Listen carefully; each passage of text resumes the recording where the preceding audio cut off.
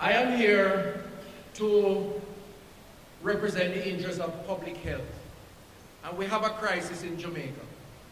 We have a crisis in public health, in that our population, our people, you here in the audience, the rest of Jamaica, are challenged to a large extent by lifestyle-related diseases.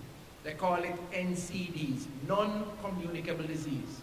And those are ailments that are influenced by a few things. One, our diet, what we eat, and in particular, salts, sugars, fats, alcohol, and tobacco. Those in particular, if you eat them in excess, they affect you. And secondly, lack of physical activity or lack of exercise. Thirdly, not knowing your health status. In other words, not going to the doctor every year to get a checkup.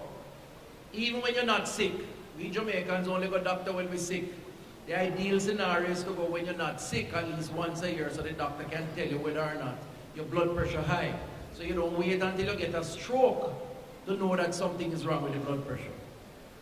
The problem we have is that of every 10 Jamaicans who die in Jamaica, up to 20,000 a year who die, 7 out of every 10 suffer from a non-communicable disease, a lifestyle disease.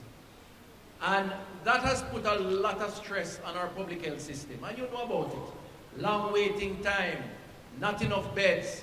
We can't build enough hospital beds to treat with that kind of ailment and trend.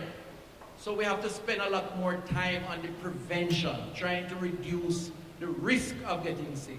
Now, where does that all fit in with your forum here this afternoon? Well, the crisis that we face is not just a crisis of the adult population.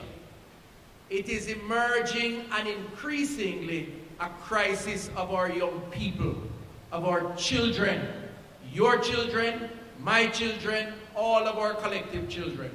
In other words, the next generation that we have an obligation to, that we, in defining our legacy, in getting that bragging rights, need to ensure we take care of them so that they can become productive adults. They are increasingly under threat. They are increasingly at risk because of consumption habits, lack of physical activity, and what we call in clinical terms, increasing incidence of obesity. Watch the waistline, that is what defines obesity. Overweight and obesity. We have done in Ministry of Health 2 tests over the last 7 years, surveys, on this population of our young people. Obesity levels have doubled over a 7-year period. Now, it is an alarmingly increasing rate of obesity among our school population. And the manifestations of that are obvious. Our children now spend more time on video games, computers, laptops. They don't run up and down around the place. They eat the snacks that are salty, sugary, the sugary drink, and I could go on, but time don't allow. So what the Minister and I and the Cabinet of Jamaica, having discussed this crisis, have decided to do is to collaborate with all the partners, including you as parents.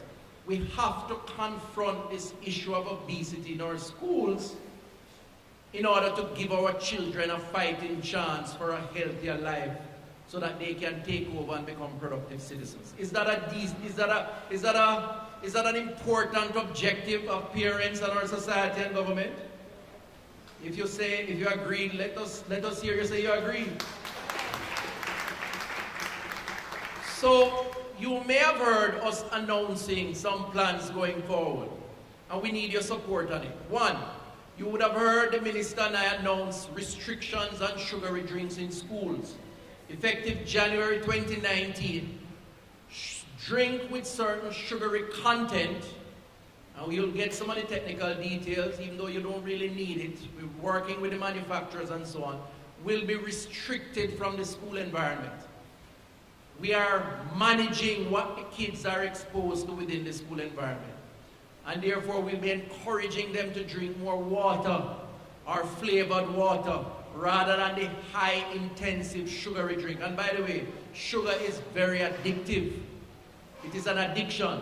Once you get it and you like it, you want more. And the kids are drinking more and more. And it is a substantial role of obesity in our society. So come January 1, we'll be restricting that. We need your help on that because a lot of you give your children lunch to take to school. And we're saying to you, don't pack the sugary drink in the lunch bag. Nothing wrong with them drinking water or flavored water. And in fact, water is by far the most nutritious drink and the most healthy drink that they could have.